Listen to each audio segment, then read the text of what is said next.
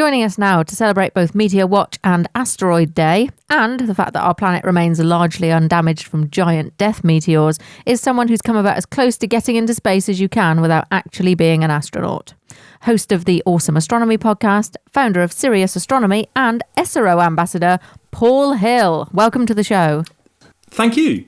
So for any of our listeners out there that spend more time looking down or at their phones than up, maybe, what does astronomy mean? What does it cover? Well, what doesn't astronomy cover? Astronomy is one of those areas which in some respects is its own science, I like to think. It's often lumped in with physics.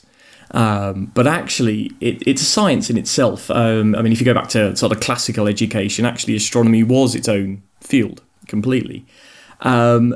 When I studied astronomy, I've studied planetary science, so how planets form and things like that. So that's geology, and you spend a lot of time looking at the geology of planets.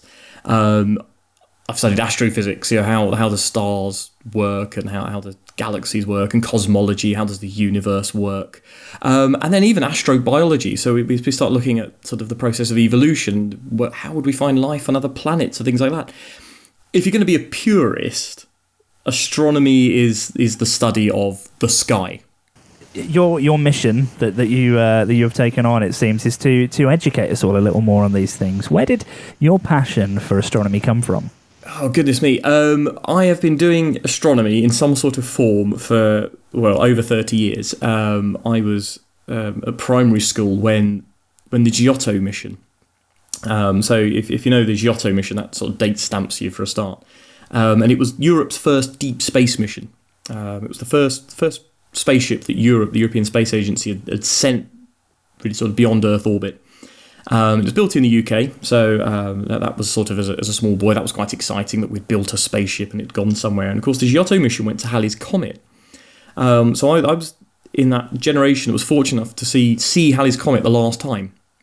And that was fantastic. It was the first thing I saw through a telescope. I remember going to a local astronomy group in Stevenage, good old Stevenage where I grew up, and they showed me Halley's Comet through a telescope, and I was completely spellbound. And of course then followed this mission and the series of missions around Halley's Comet.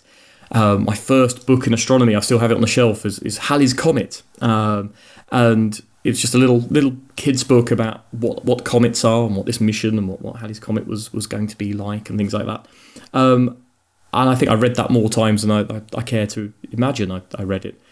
And it's always grown from there. And I sort of got my first pair of binoculars and sat in the garden, drove my parents up the wall for years, sort of sitting in the back garden till all hours, sort of drawing stars and star clusters and finding my way around the sky. And here I am, more than 30 years later, still doing it. And pretty much still doing the same thing I was doing when I was 8 years old, actually. Sitting in the garden with telescopes, much bigger than I used to have, drawing the cosmos, and now I spend my professional career talking about it and trying to get people interested in it as well. Well, the Giotto mission's not one that necessarily people recall straight away when we start thinking about all of the rovers that we've had on Mars with NASA and all that kind of thing. But it was really pivotal at the time. I think there were a lot of firsts on that mission, if I remember correctly. I think it was the first spacecraft that returned from interplanetary space to come back and swing around the planet. That's right. Yes, it was, and it was the first probe to visit two comets. I always forget the name of the second comet it visited, but it was the first spaceship to plunge into the tail of the comet. It was the closest probe that had ever been. It took the first pictures of a nucleus, and the sort of inside the coma.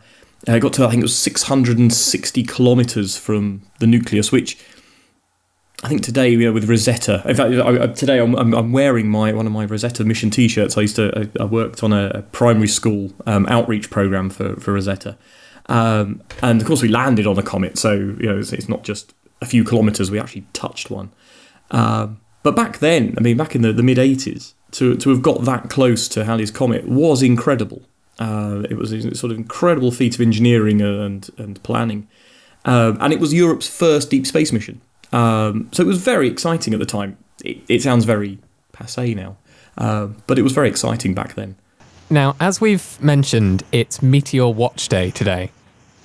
Yes. I know the difference. Well, I know that there is a difference between a meteor and a meteorite, but I always forget which way round it is. So is it a meteor when it's on Earth or when it's in space? Right, well, there's actually three terms. So you have a meteoroid, which is not one you hear very often. And this is the rock in space. And then we have a meteor. This is when it passes into Earth's atmosphere. Now, technically, anything that enters Earth's atmosphere, you can classify as a meteor. So, I mean, it's interesting that you talk about the difference between a meteor and an asteroid being size. As while it's Meteor Watch Day here, there is also Asteroid Day, which is also today. So, why do we celebrate them differently? What is the difference between celebrating a meteor and celebrating an asteroid? I'm going to be perfectly honest. I don't know why we have Meteor Watch Day on the 30th of June. I have no idea. If you live in the Northern Hemisphere, especially at this latitude, it's a rubbish place to watch meteors on the 30th of June. We're just past the summer solstice. The sky is too light. The ideal conditions for meteor watching is dark. You need it to be really dark because some of the really faint stuff, some of those little grains of sand, they're really faint. And in a really nice black, inky black sky, you'll see them. In the middle of June, it never gets dark. I mean, between the end of May and the end of July, we never leave astronomical twilight. Now, I imagine a lot of listeners don't know there's such a thing as astronomical twilight. There's actually three twilights. We have civil twilight, which is when the streetlights come on and people think it's getting dark. For an astronomer, it's still daytime. There's nautical twilight, which is when ships put on their lights and ship's captains think it's getting dark. And again, astronomers still think it's daytime. And then there's astronomical twilight, which is the point where it's actually getting dark, and that's when an astronomer goes outside and starts sort of setting their telescope up. And because, of course, the solstice, where it gets lighter and lighter and the night gets shorter and shorter, between the 23rd of May and the 23rd of July, we never leave astronomical twilight. It actually never gets dark. At sort of the latitude of the UK. So a lot of astronomers kind of give up this time of year. I was doing an astronomy event in Kent last week, actually, and we were having to wait up till midnight to get anything. But then we've got Asteroid Day. It's become World Asteroid Day, and that happened 3 years ago. And you've got to thank Brian May for that. And that is the Brian May of He Who Looks Like Isaac Newton. In Queen. And he actually is an astronomer. He's actually Dr. Brian May. And his big field actually was a thing called the zodiacal light, which is a dust cloud that's around the sun that you can see, and if the conditions are perfect at sunset, you see this sort of cone of dust that appears just above the horizon. It's really difficult to see. And his PhD was in that. So he's always had an interest in meteors and dust and asteroids and things like that. And he got together with a whole bunch of astronomers and physicists and such like, even a filmmaker who made a film called 51 Degrees North, I think it's called. 51 Degrees North, which was about an asteroid impact on London. And it's not that great a film, I have to say. And they decided that we should have a day where we would try and raise asteroid awareness because, of course, this is a threat. This is something that, I'm not going to say can happen, it will happen. It will happen, that the Earth will be hit at some point by a large asteroid. It's just an inevitability. Now, that may happen tomorrow, it may happen next year, it may happen 3,000 years from now, it might happen in another 20 million years. But the Earth will be hit. It's a shooting gallery out there. The Earth has constantly been hit in the past, it will be hit in the future. We watch other planets, the moon, being hit by things all the time. And in fact, Earth is hit by these things regularly. But we're talking about sort of something large, cataclysmic. Should we do something about it? This is the great, I say $1 million question, it's multi-billion dollar question about whether we should actually do something about the sort of asteroid threat. How big a threat actually is the asteroid threat? Depends who you talk to about sort of how important and how desperate the asteroid threat is. It's one of those very slim chances. The the sort of idea that an asteroid will collide with Earth in the next year or two and destroy civilization, it's a very, very slim chance. It's very, very, very unlikely. But if it happens, it will be absolutely devastating. I've heard people say, well, is it as bad as climate change? Well, the thing is, climate change is actually happening. It is there. We have to do something about that immediately. It is something that we are dealing with. An asteroid threat seems very sort of... it doesn't seem real. It still seems the realms of Hollywood. So this whole day is the idea of sort of trying to raise the awareness of this, that we can do something about it. We're now at a point in human history where we have the technology and the means to actually stop this happening. We can spot these things.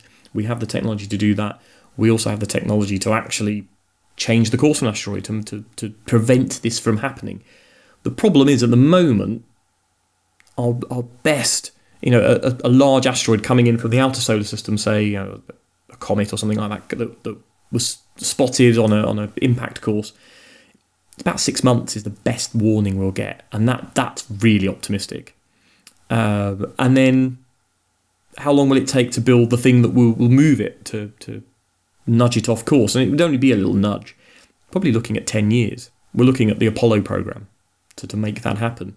What is the least believable fact you can tell us about space? The least believable fact about space that is actually true. I think probably that one of the coldest places in the solar system is Mercury. And that's the one that I get asked about a lot. Sort of, where's the coldest place? Where's the hottest place? What's people have this impression that Mercury is going to be automatically the hottest place because it's closest to the sun, but it doesn't work like that. And actually, the hottest place in the solar system is, in terms of just sort of generally, is Venus, of course. Surface temperature in the sort of 470 degrees. Mercury, actually, there's much of its surface is well below zero. It's actually really cold. There's water ice on Mercury. If you go up to the poles and the craters that never see sunlight, there's actually water ice on Mercury. It was actually a fact that Patrick Moore, bless him, he almost refused to believe. Can you bust any space myths for us? There are plenty. I spent a lot of time. I spent the last 3 years working on the Tim Peake education outreach stuff and going around schools talking about our astronaut.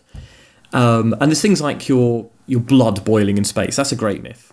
Or that your head explodes. If your spacesuit leaked or you took your helmet or something, your head would explode. In both cases, there's a similar sort of answer in that actually the human body is a sort of self-contained vessel. Taking your helmet off in space is not advisable, but your head's not going to explode. And your blood is not going to boil. Actually, the reason the blood boils in space is if you put some liquid out in a vacuum, of course, you reduce the boiling point, and it just, the lack of pressure on the liquid allows it to expand into a gas. That happens to the liquid on your tongue. It'll happen to the water in your eyes and things like that, and in your nose. It's pretty gruesome. And it'll happen to some blood right in the surface of your skin. But actually, the idea that the blood will boil inside you is a myth. That's untrue. Your body has its own internal pressure that will maintain. And you're pretty stretchy as well. So while you'll expand slightly, you won't do your sort of Violet Beauregard impression. You won't turn into a massive blueberry. You will expand. That's what happened to the crew of Soyuz 11. So we know this is absolutely what happens to you, because the crew of Soyuz 11 in 1971 unfortunately got exposed to the vacuum of space. Soyuz 11 broke, emptied all its air out, and the crew died. They're only crew to die in space. And they do expand. Your body does puff up. If you've ever seen the great marshmallow experiment in a syringe where you can sort of create a little partial vacuum, make a marshmallow expand, your body does that. And the liquids, so your sweat, your tears, your mouth water, things like that, blood just in the capillaries around the skin, that boils, that turns to gas. Nothing you can do about that. But actually, inside you don't boil. Actually, the most horrible part of your sort of exposure to vacuum is if it's a sudden vacuum exposure, what will happen is all the air in your lung will leave your body at supersonic speeds and probably blow your teeth out.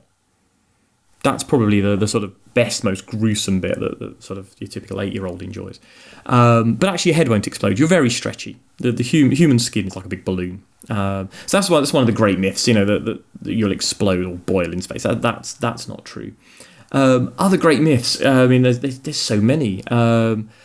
Black holes is a great one. I love. People have this sort of image of black holes being these sort of big sucking vacuum funnels. Sort of like discs. I think Doctor Who was guilty of it last week, which was a really great episode, by the way. But they had that spaceship that was sort of being pulled towards a black hole, and the black hole was just, oh god, it's the typical tornado view of a black hole. It looks like a big sucking funnel, and they're not at all. They don't look like that. Black holes are a sphere.